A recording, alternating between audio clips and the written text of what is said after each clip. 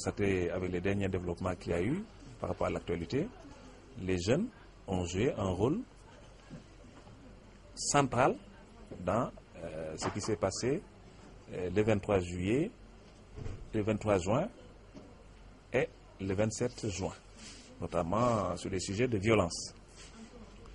Donc nous sommes tous interpellés, nous avons assisté à des scènes assez inhabituelles au Sénégal et les auteurs étaient essentiellement des jeunes.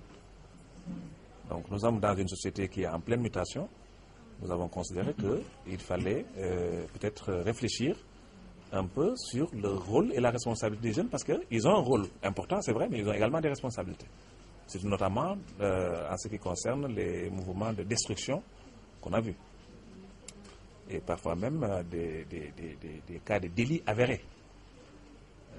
Notamment ce qui s'est passé à la SICAP Dieppel, dans le bar-restaurant appelé chez Iba. Nous avons vu des jeunes, comme nos neveux, comme nos fils, qui sont rentrés dans le bar, qui ont pris les soi-disant prostituées, qui les ont violées en public, dans la rue. Ça, c'est des choses qui se sont passées.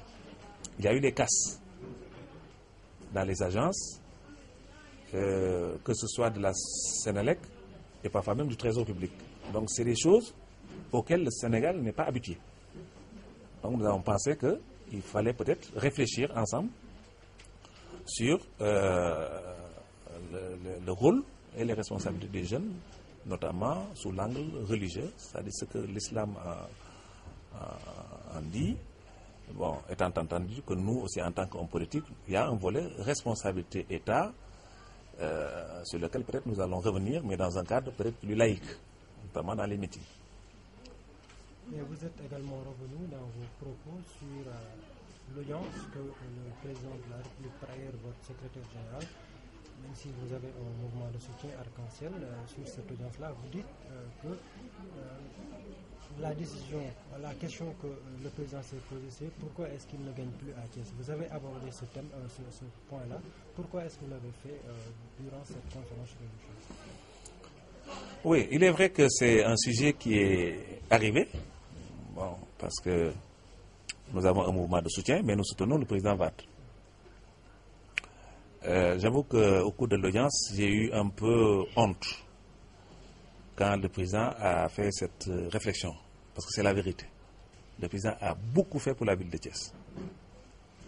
Donc, c'est difficile de comprendre qu'à chaque élection, qu'il soit battu dans la ville de Thiès. Avec tout ce qu'on a comme ministre d'État, on a eu des premiers ministres, etc., etc. Donc, le président nous a interpellés sur ça.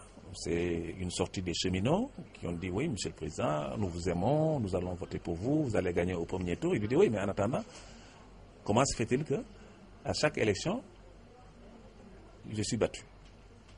Et pourtant, ce que j'ai fait pour Thiès, je ne l'ai fait pour aucune autre ville du Sénégal. C'est vrai. Aussi bien en termes d'infrastructure qu'en termes de valorisation de notre potentiel humain. Beaucoup de Thiessois sont passés dans le gouvernement et ont occupé des postes de responsabilité.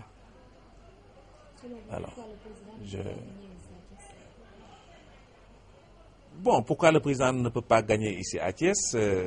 Moi, j'ai peut-être ma petite idée. Moi, je développe un mouvement de soutien. J'essaie d'occuper le terrain de façon permanente. J'essaie d'être proche, en tout cas, de mes militants. Mais je ne peux pas dire qu'il en est de même de tous les autres responsables dans la ville de Thiès. Si on est nommé et qu'on ne fait peut-être rien pour les gens,